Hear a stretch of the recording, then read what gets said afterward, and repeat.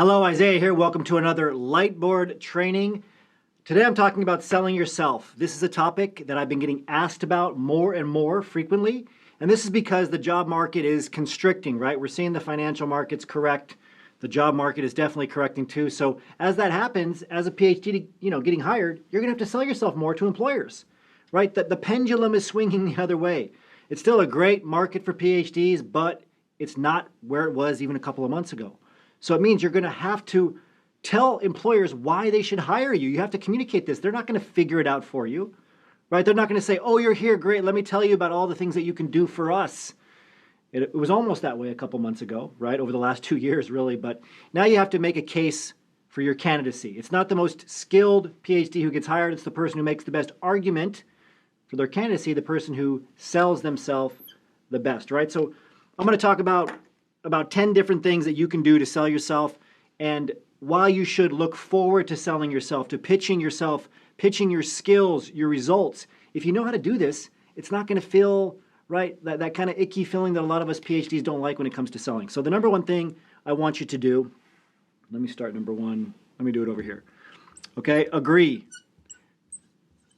Agree with the employer. This seems hard, right? As PhDs, we're taught to be combative. Say, well, I like that, but what do you think about this? Don't do that, especially if they're objecting to your candidacy.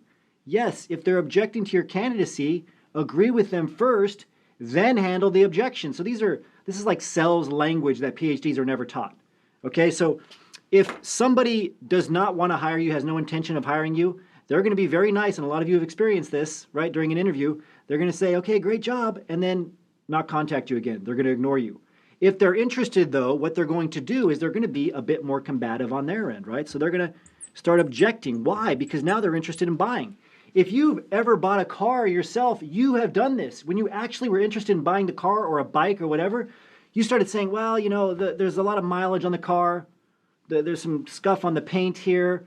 Do you think we could lower the price a little bit? Right? Why are you objecting? Because now you're interested in buying. You're actually going to put your money where your mouth is. So when you hear objections from an employer like, well, do you really think you can do this job? You don't have any industry experience.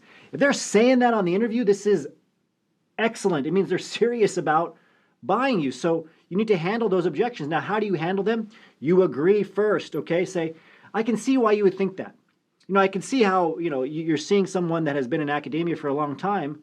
However, I have been trained on XYZ skills and I've already achieved ABC results, which are very similar to the results that you need me to achieve, right? So you're handling the objection.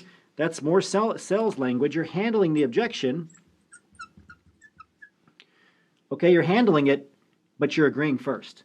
I can see why you would think that way because it stops them from digging in. Now, they're going to object. They really want to work with you at that point. But if you start getting combative and arguing, it becomes win-lose instead of win-win. So agree first. That's number one. Number two, show. Right? Show, don't tell. You've probably heard this before. What does this mean? It means if they say, why should we hire you? When they ask that kind of question, they're really looking for you to sell yourself. Okay, so what do you need to do? You need to talk about problems that you've solved, right? This is the problem. This is what you can pull out of your brain very easily because we have a negativity bias. So go back to the problems you've had in the past that are similar to the problems I need you to solve. And what you're going to have connected to that is context, right? And then the result, the resolution. So you say, okay, 2 years ago in the department or in the lab or whatever else, we had this problem and here's how we solved it. That's it. You go through this story arc and that's how you show, don't tell. Instead of just saying, I have this skill, this skill, this skill, this skill. That's just listing stuff off. That's not doing a good job of selling yourself. This is an important one. Don't posture. Don't teach. Right? What I'm doing right now, don't do this to the employer. You don't know their business. Right? They might ask you certain questions that, like technical questions or how you'd solve things. Very likely they're going to give you problems that they haven't been able to solve just to see what your problem-solving process is. They want you to externalize things. Don't try to act like you have industry experience if you don't. Okay? Don't say, well, I don't care if you're a tenured professor for 20 years in a certain topic and you're like, I could bring all this here. You're doing all these things wrong. Maybe they're doing them wrong academically, but not for their core competency. Maybe there's some proprietary things very likely that they're doing that you know nothing about. And it just comes across as arrogant or posturing. You need to ask questions, elevate their credibility. That's how you sell yourself. Okay? This is a hard one for some of us. Be likable, right? What does that mean? Be cordial. Look them in the eye. Talk to them about, let them talk if they go off topic on a tangent or whatever it is, if they make small talk. People want to work around likable people, right? They're trying to see if they can be around you for 8 hours a day without going crazy. Okay, so if you have to work on this, you have to make sure you come across nicer. If you have to get some feedback that might not be very easy to take in terms of your personality style, do that. So you can put your best foot forward and be likable by the employers. Okay, this one just as important. Right, hard to get. Don't do that. Don't play hard to get. This is something that a lot of PhDs do. I just had this happen to a PhD I was working with last week before they got into our program. They said, well, you know, a few weeks ago I had a conversation with an employer, and I'm just wondering if it's too late to repair things. You know, they asked me if I was interviewing anywhere else, and I said, yeah, I'm interviewing. Actually, I have a couple of offers coming up, and I really like these other companies. And they said, I haven't heard anything since, right? Now look, so we're so concerned that we're going to seem desperate that we want to, again, posture and act like, oh, I have these offers or all these other companies like me. You can't do that because then an employer's not going to waste their time trying to figure out if what you're saying is the truth or not. And they're not going to waste their time because you're not even acting like you're into their company, that you even like their company, right? You're doing a horrible job of selling yourself as somebody who really wants to work for them. That's what they're looking for you to sell yourself on. So if you play hard to get, right, they're not going to try to get you. They're not going to chase you in most cases. This has to be done very, very well. So what you could say is, yes, I'm interviewing at other companies. I'm very actively job searching, but this company is my top choice for XYZ reasons, right? And multiple companies can be your top choice for different reasons. All right, what do we have left on the list? Right, make it all about them. So focus on them. What do I mean by that? This is something I've been talking a lot about. So if you're having a conversation with an employer and they ask you a question like, why do you want to work here?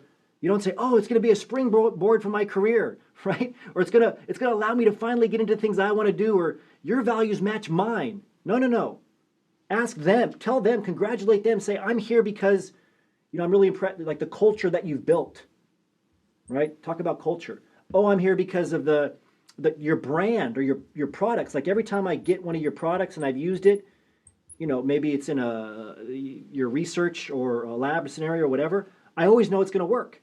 Or I really like the team that you built here, especially the gatekeepers. The gatekeepers they're responsible for these two things. If you're not saying that you're excited to work in their culture and their team, you're doing a horrible job of selling yourself. Let's do one more, okay? So keep it consistent. Keep them consistent to what they've said in the past. And how do you do that? Bring them back over and over to the job description. That's short for job description, okay? So what do I mean by that? Say, well, on the job posting, you said you're looking for somebody who can do X, Y, Z. That's exactly what I can do. You also said you're looking for somebody who has ABC skills. Well, I have ABC skills, but I also have DEF skills. Now, you did say you're looking, you know, and here you can cherry pick the things that they put on the job posting and come back to them over and over again. Why should we hire you? Well, you said you're looking for somebody who can do this, this, and this. I happen to have this skill. I've achieved this result, right? For example, I've done ABC, right? Go back to showing, don't telling. Go back to what they've said they're looking for. If you go back to that over and over, you said you're looking for this, and I have this. They're going to hire you. Okay, let's do one more. I'm going to try to squeeze this one in somewhere because I do think it's really important.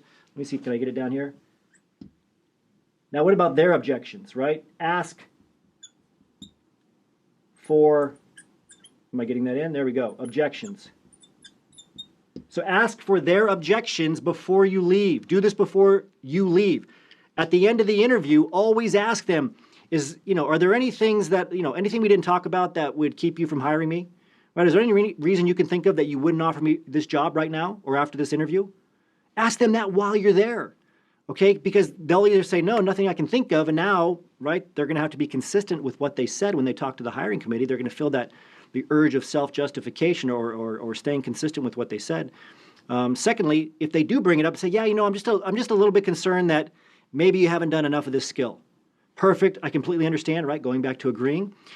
I've done this skill. I understand why you feel that way because I told you that I did X, Y, Z, this skill. I've only done it for a year.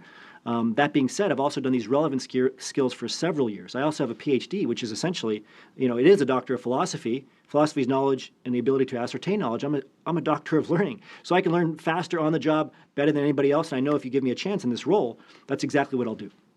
So I hope this helps you learn to sell yourself, right? Once you know how to do it, selling becomes less of a dirty word and something that you can execute on to pitch your value to the company. And it all starts with believing in yourself first and believing that selling yourself, right, is okay and needs to be done to get hired, which it most definitely does. As always, remember your value as a PhD and start thinking and acting like a successful industry professional.